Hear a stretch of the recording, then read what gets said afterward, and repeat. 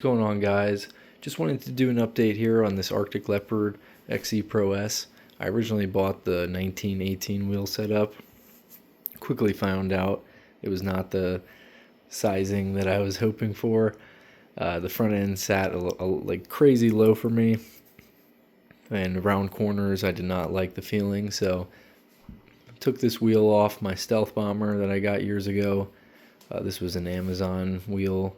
It's like 180 bucks or something. And then the rotor I just got in the mail today, which was $20, also on Amazon, and I'll link that stuff in the description, I guess.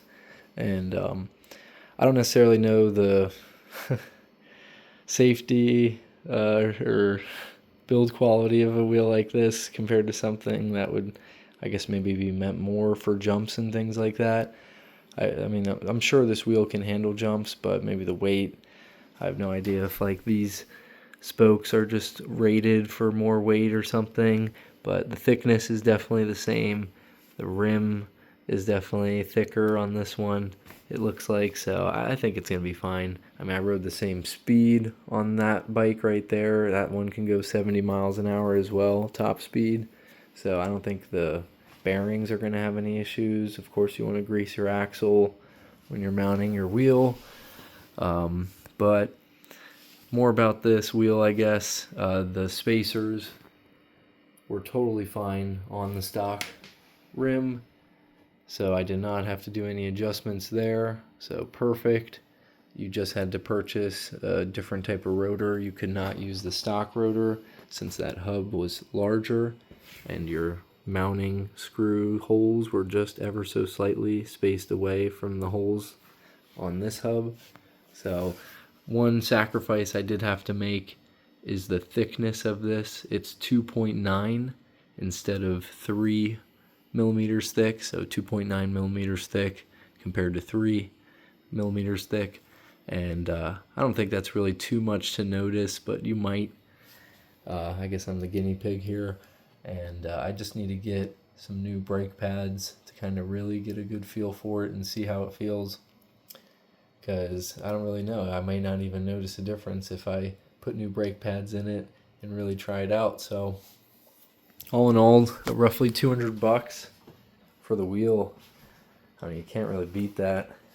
And I already had it, so maybe other people have wheels like this and you just want to give it a try, and you really just want to find a rotor for it, because that's ultimately what you need, is to make sure your rotor is going to mount on that and just be that 2.9 or 3 millimeters thick, because you're not going to be able to use like a 2.3 millimeter thick rotor, or even 1.7 like a mountain bike one, and that's what some people might not really consider.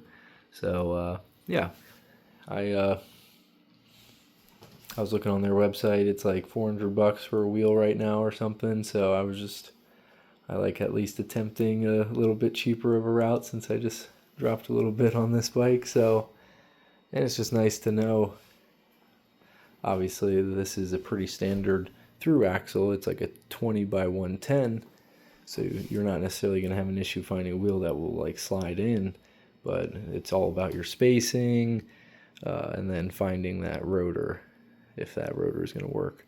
So yeah, I mean, I'll leave all that in the description below for you guys if you really need some. But yeah, I think that's significantly increased the performance of this bike for me.